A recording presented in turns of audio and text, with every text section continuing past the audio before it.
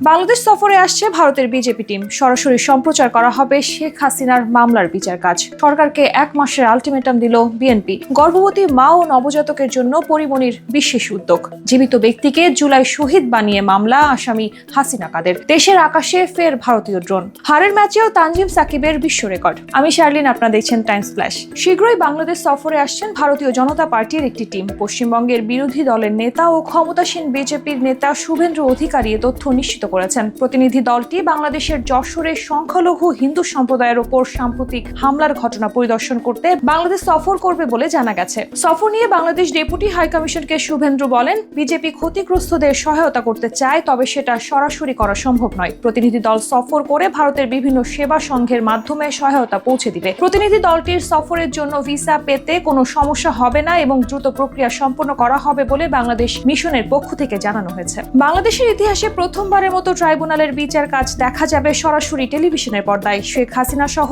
আওয়ামী লীগ সরকারের প্রভাবশালী ব্যক্তিদের বিরুদ্ধে প্রথম ফরমাল চার্জ ট্রাইব্যুনালে দাখিল, এই চিত্র দেখতে পারবে পুরো দেশের মানুষ। এতে বিচারের স্বচ্ছতা নিশ্চিত হবে বলে জানিয়েছেন আইনজীবীরা। 1 জুন সকাল 9:30টায় কোর্ট প্রসিডিংস ট্রাইব্যুনালের অনুমতি সাপেক্ষে বিটিভির মাধ্যমে বিচার কাজ সরাসরি সম্প্রচার করবে। আন্তর্জাতিক অপরাধ ট্রাইব্যুনালের প্রসিকিউটর গাজী MH তামিম এই তথ্য নিশ্চিত করেন। নির্বাচন নিয়ে এবার সরকারকে 1 মাসের চূড়ান্ত আলটিমেটাম দিল বিএনপি। অন্তর্বর্তী সরকারের সময়সূচিকে চ্যালেঞ্জ ছুড়ে তারা বলেছে, ডিসেম্বরের মধ্যেই নির্বাচন হতে হবে, এর বাইরে এক চুলও সরব না। অন্তর্বর্তী সরকার নির্বাচনে সুনির্দিষ্ট রোডম্যাপ না দিলে জুলাই থেকেই রাজপথে আন্দোলনের আগুন জ্বলবে বলেও হুঁশিয়ারি দিয়েছে দলটি। এদিকে শেখ হাসিনার ক্ষমতাচ্যুতি ও দেশ ত্যাগের বর্ষপূর্তি সামনে রেখে ইতোমধ্যে উত্তাল মঞ্চ তৈরি করছে অন্যতম প্রধান এই রাজনৈতিক দল। 5 আগস্টে আনন্দ মিছিল সহ রাজপথে নানা কর্মসূচির প্রস্তুতি নিচ্ছে বিএনপি, এনসিপি, জামায়াত সহ ইসলামী দলগুলো। গর্ভবতী মা ও নবজাতকের জন্য এক অনন্য উদ্যোগ নিয়েছেন ঢাকায় চিত্রনায়িকা পরিমণি।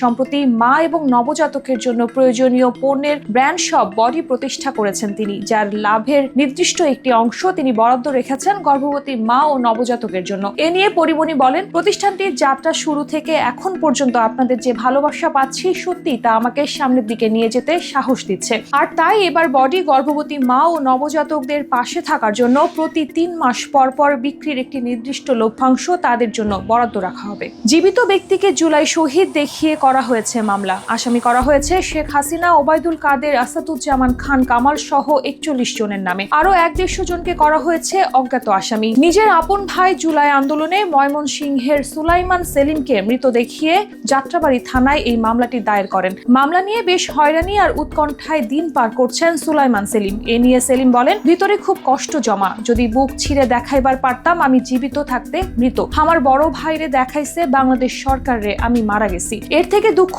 কি আছে পৃথিবীতে। দেশের আকাশে ফের ভারতীয় ড্রোন। এবার বাংলাদেশের 1 কিলোমিটার অভ্যন্তরে ঢুকে অবৈধভাবে 5টি ড্রোন উড়িয়েছে ভারতীয় সীমান্তরক্ষী বাহিনী বিএসএফ। কুড়িগ্রামের রৌমারী উপজেলার বড়াইবাড়ি ও বারোবান্দা সীমান্তে এই ড্রোনগুলো উড়ানো হয়। অবৈধভাবে এমন ড্রোন উড়ানোয় আতঙ্ক বিরাজ করছে সীমান্তের স্থানীয় বাসিন্দাদের মধ্যে। এর আগে 27 মে পুরসীন উত্তেজনার মধ্যেই বড়াইবাড়ি সীমান্ত এলাকায় 3টি ড্রোন উড়িয়ে ওই নাগরিকদের পর্যবেক্ষণ করেছিল বিএসএফ। ভারতের বারবার এমন উস্কানিতে পায়ে পাড়া দিয়ে যুদ্ধ বাঁধানোর পায়তারা বলে মনে করছেন বিশ্লেষকরা।